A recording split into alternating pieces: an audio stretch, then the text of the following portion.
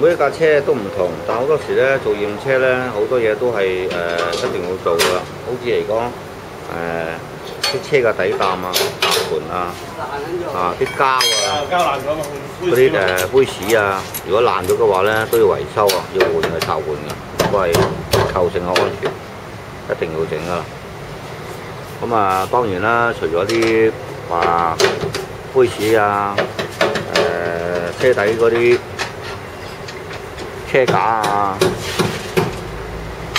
頭尾擔啊，另外嗰啲一般平常嗰啲波裝啊、click 啊，都係首要嘅，要 check 嘅位置。